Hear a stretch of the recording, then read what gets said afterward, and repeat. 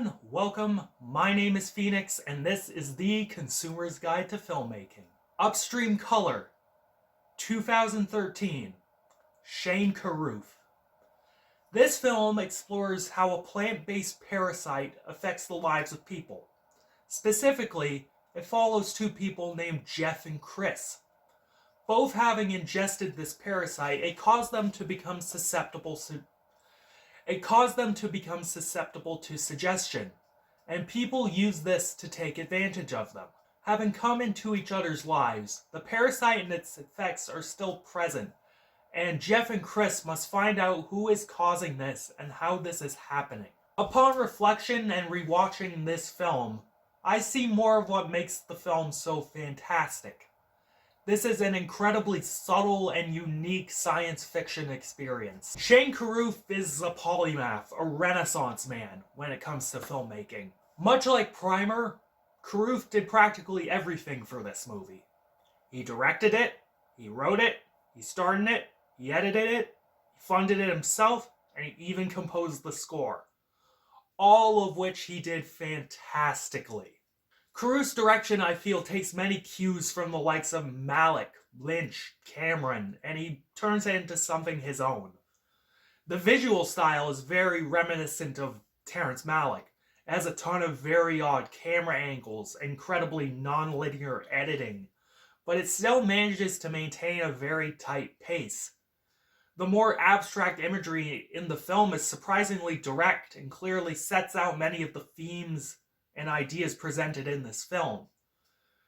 Shane Carruth's score in this film is absolutely amazing, and the audio design of the film is brilliant. The score is incredibly eclectic and versatile, combining ambient synths and booming orchestral percussion.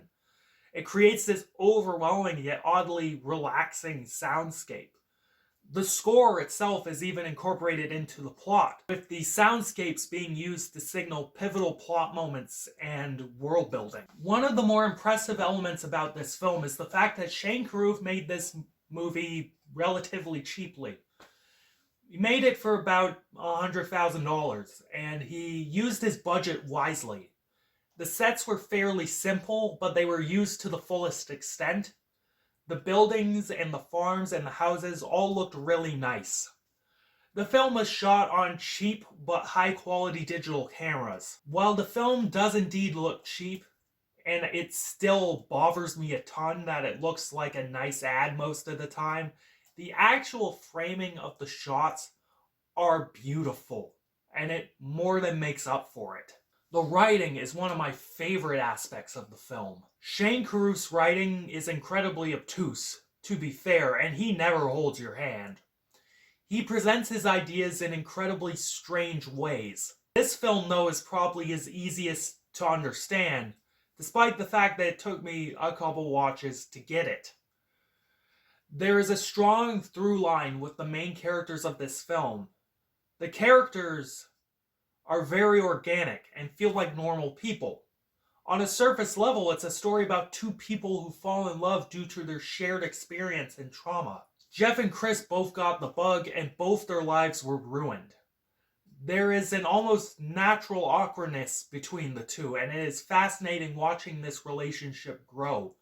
The two leads, those being director Shane Carruth and Amy Seimetz, have a very strong chemistry and play off each other really well. I believe that's because at this point they were probably dating and married. I'm not sure, I'd have to double check that. But regardless, you can feel the very overwhelming and smothering depression that Chris is going through, and Jeff is trying to navigate that with her. Shane Carruth has some really strong acting chops and plays a very down-to-earth and equally troubled man really well. Thematically, this is when the film becomes a little hard to decipher. From a cursory look, this film has an incredibly naturalistic tilt to it. It follows this pig farmer who harvests this parasite and puts it in his livestock. And it also follows the con man who uses the bug to steal money off of people. These bugs still affect the people that they were in. It will have incredibly negative effects. The pig farmer only seems to care about producing more bugs and will dispose of pigs as he sees fit. Ultimately, when Chris finds and kills the pig farmer, she and the other victims take over the farm and take care of the pigs. Now, whatever you may read into this, I would genuinely like to know, but I believe this ultimately reads as some form of comment on animal cruelty and or the meat industry. We have a farmer pumping these poor animals full of nasty shit, killing them in the process, and another man using this to exploit the masses. When people start getting sick from this, some of them will want recompense for this, or in Chris's case, outright vengeance.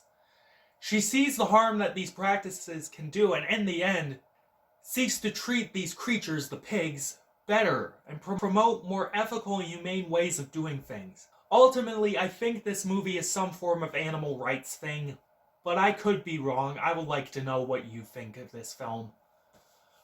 Overall, while I still think this film has a cheap look to it, Upstream Color is still a brilliantly made, creative film by a multi-talented individual. It is incredibly subtle, and you will want to revisit it again and again to grasp what Karuf is trying to say.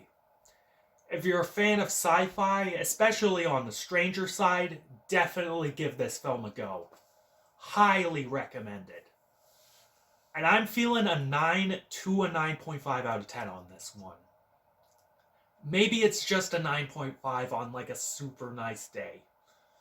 Yeah. Catch you later, guys.